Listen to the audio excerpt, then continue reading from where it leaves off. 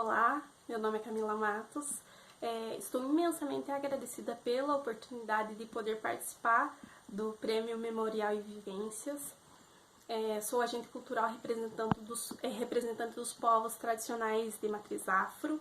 Sou graduando dos cursos de licenciatura em História, licenciatura em Sociologia e bacharel em Jornalismo mais recentemente.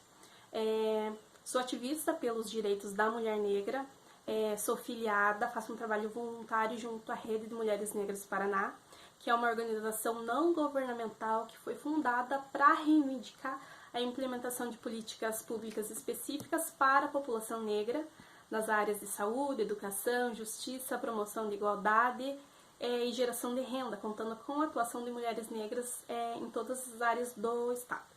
Eu desenvolvo esse trabalho enquanto conselheira de políticas públicas, auxiliando na elaboração, na fiscalização de políticas públicas para a população negra. Eu sou moradora do município da Lapa, região dos Campos Gerais do estado do Paraná.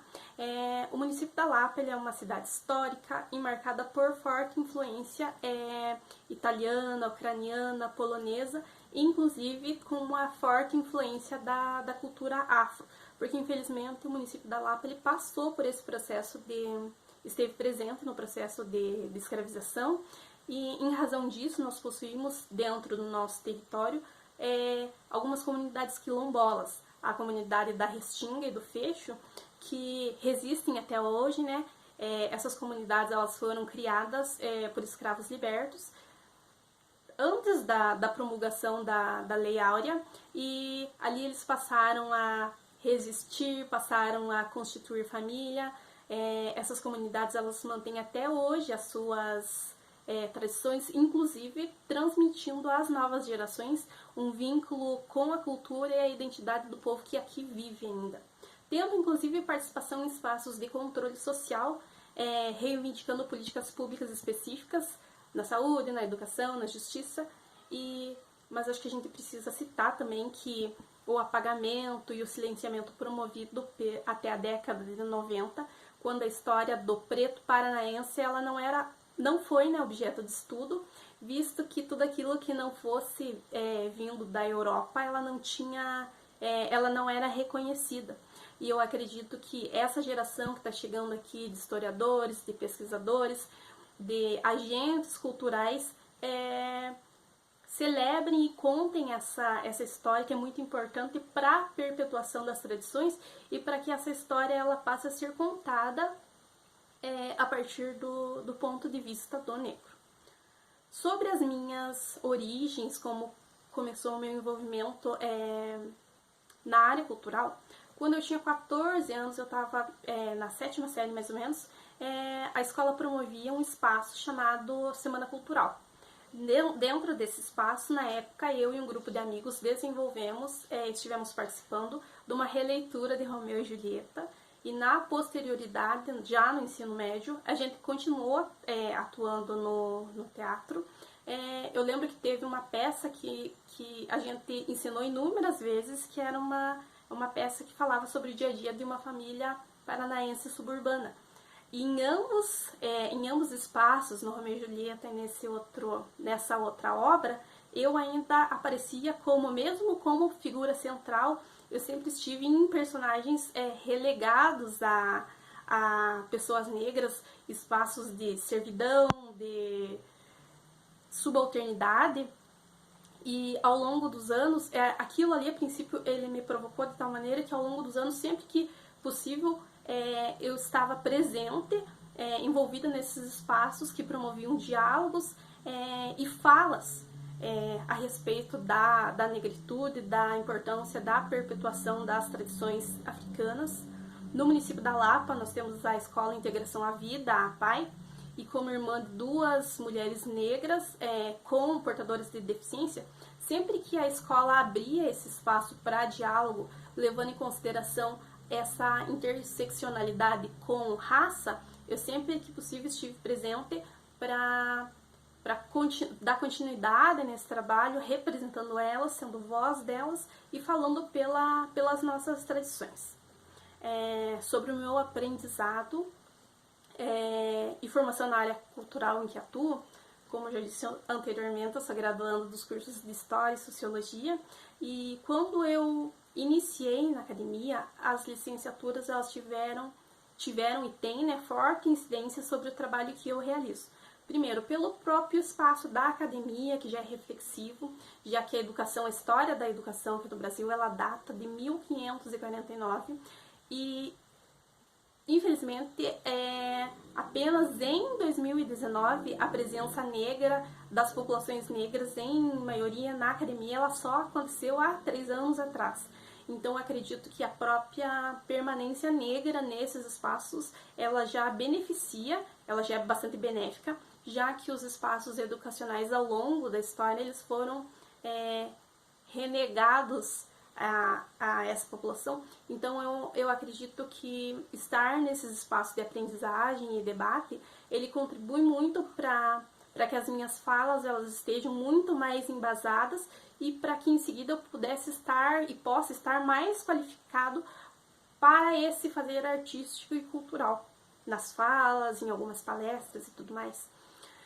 Sobre as minhas inspirações no meu fazer artístico e cultural.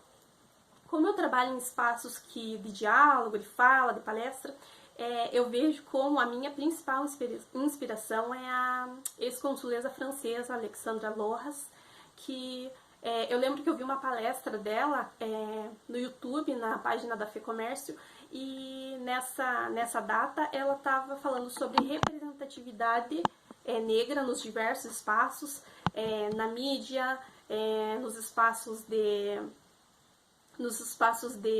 nas empresas e tudo mais, e eu assisti essa live para estar um pouquinho mais embasada, eu não conhecia muito bem o trabalho dela, e antes de aceitar um trabalho, uma participação em uma live sobre transição capilar, eu assisti essa live e ela teve um impacto tão positivo assim, em mim, que ela mudou a minha percepção sobre mim, inclusive, enquanto pessoa preta. E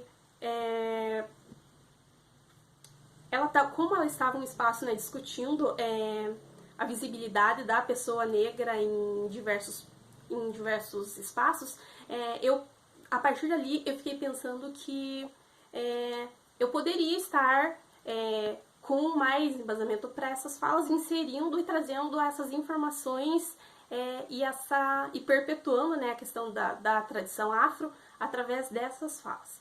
A minha segunda referência, minha mãe, que me incentivou bastante na criação de uma página no Instagram que chama Afrocentrada, na qual o intuito da página era divulgar e promover os serviços prestados por mulheres negras lapianas.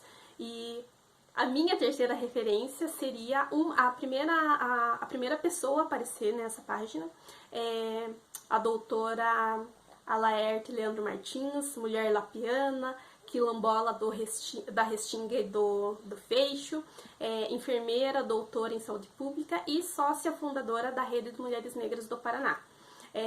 Essa pessoa, a doutora Alaerte, ela foi responsável pelo trabalho que eu desenvolvo no Conselho Municipal de Saúde e, inclusive, a minha primeira participação na rádio, dentre as muitas que eu já fiz, foi em coparticipação com ela na Semana da Consciência Negra, conversando ali um pouquinho sobre a saúde da população negra, sobre a importância de celebração do novembro e a importância de celebrarmos, né, essa data. Sobre obras e produtos com a minha participação, bom, enquanto participação eu posso citar o documentário Lavando Paradigmas, de produção do lapiano Bruno Oliveira Santos, que é produtor de audiovisual, é jornalista, em parceria também com o Marcos Ulich, no qual eu fui convidada como estudante de História e como representante de religião de matriz africana, no caso eu a Umbanda, e eu tive a oportunidade de contar um pouquinho sobre a história da construção do Santuário de São Benedito, o maior santuário destinado a um santo negro, e em participação pude contar também com a participação de outras 2 mulheres muito potentes, rememorando nesse espaço ali, nesse documentário, no ano de 2004, uma celebração que houve no Santuário de São Benedito, um convite da Igreja Católica para que as casas de axé participassem desse culto e, na posterioridade, lavassem as escadarias numa celebração análoga à que é feita na Igreja do Bonfim, lá na Bahia. Então, celebrando aí as diversidades, foi um momento de integração cultural de duas expressões religiosas. Em seguida, né, eu participei de alguns programas de rádio, como eu já citei anteriormente. Participei do projeto Belas no Instagram, um projeto do Espaço Belo Empório, que me convidou para fazer gravar um audiovisual contando a história do turbante, dos seus usos, da importância do turbante para a mulher negra, para as populações negras, para as populações, para as casas de axé. E eu estive presente pelo menos nesse espaço, em pelo menos mais 2 lives, discutindo a importância falando sobre transição capilar e falando do cabelo negro como um ato político, como um ato de resistência. Estando aí nesses espaços durante a pandemia, mesmo por conta da questão do avanço da Covid sobre o Estado, e a gente precisava estar mais distante, não pudemos estar pessoalmente fazendo essa roda de conversa, esse bate-papo aí. Bom, sobre as minhas vivências nos espaços de produção cultural, se deram a princípio, como citei anteriormente, na participação do documentário, e eu pude participar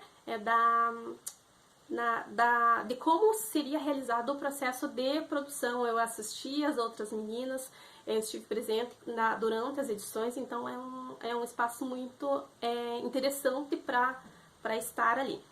Estive presente também recentemente na 14ª Oficina Raça e Gênero, promovida há 14 anos pela Rede de Mulheres Negras do Paraná. Nesse ano, a rede celebrou, né, 2 grandes Ialorixás, a Mãe Marina de Ogum, a Mãe Neia de Oxum. Foi ali, nós participamos desse espaço de debate, de conversa, de celebração de ancestralidade e das nossas raízes, inclusive as raízes que nós estamos firmando. Participei da Mostra Cultural África, um continente de muitos povos, promovido pela Escola Integração à Vida, pensando na intersecção de raça numa escola mais plural. A mostra essa que contou com a exposição de trabalhos feitos por funcionários, por alunos, retratando em pinturas, em colagens e na confecção de bonecas abayomi, a valorização da negritude e as contribuições da cultura da África para o Brasil. Bom, sobre as adversidades que eu vivi durante a pandemia, eu falo enquanto coisas que me atravessam no dia a dia, que assim, a questão da pandemia, ela tá bem demarcada ali, que ela tem raça e gênero bastante definidos.